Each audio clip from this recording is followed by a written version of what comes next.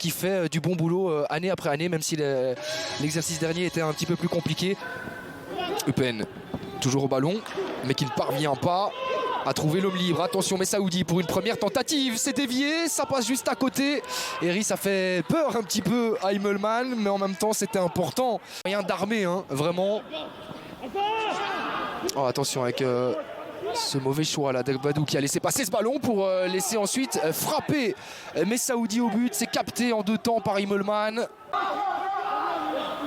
Agbadou qui se manque encore une fois. Et là c'est un 2 contre 2. Kadri avec le soutien de Moreno côté gauche qui doit armer du gauche. Ça effleure la barre transversale d'Immelman. Encore une possibilité de ce début de rencontre. Le Colombien Moreno parfaitement servi dans la course par Kadri. L'homme providentiel de ce début de match. Avec encore un assaut offensif, Mbayo, le centre d'Mbayo, il y a du monde, notamment Moreno, et ça passe au-dessus. On réclame une faute, il n'y a rien. Peters avec Hendry. Il y a peu d'espace, mais avec la vivacité, la percussion du joueur, ça peut toujours amener du danger. Attention, Ngoy, est-ce qu'il peut parvenir à se retourner pour la première tentative?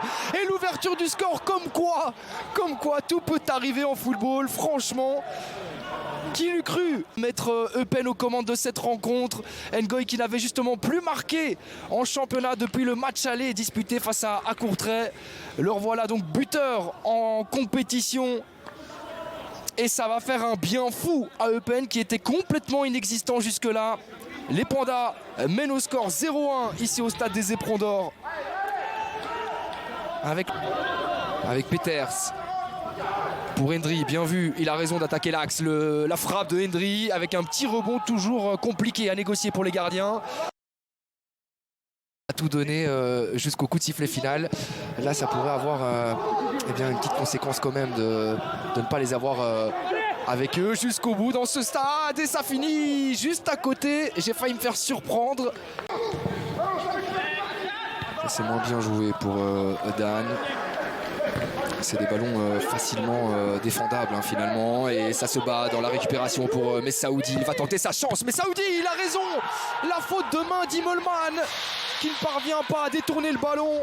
L'Algérien qui frappe à l'extérieur du rectangle et qui permet à Courtrai d'égaliser juste après le repos. 52e minute de jeu.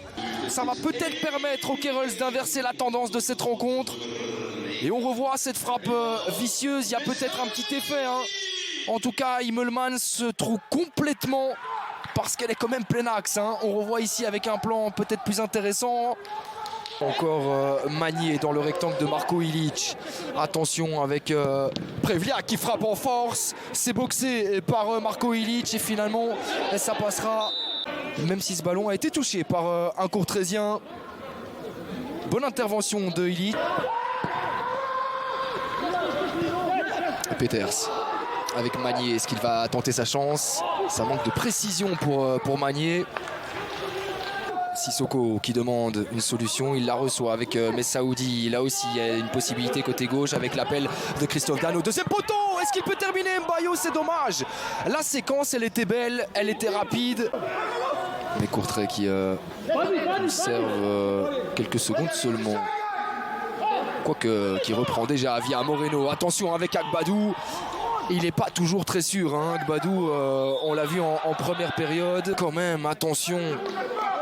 La différence de physique entre Agbadou et Moreno, ça, il devrait même pas y avoir discussion, même pas y avoir débat. On ne peut pas se permettre de... Quand on parlait d'esthétisme, cette phase-là non plus. Hein. Mais ça peut, malgré tout, payer pour Courtrai. Attention avec Moreno, l'angle était ultra fermé. Il a tenté sa chance malgré tout.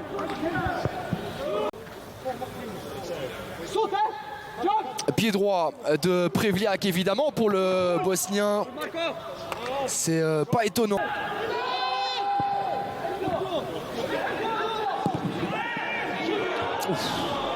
C'était encore une fois bien tenté. Et ça sera encore une fois pour Kadri. Et cette fois-ci c'était cadré. Mais boxé par Immelman. Même si Eupen va se satisfaire hein, très probablement de ce point. Un but partout donc entre Courtrai et Eupen. Pas de vainqueur au terme des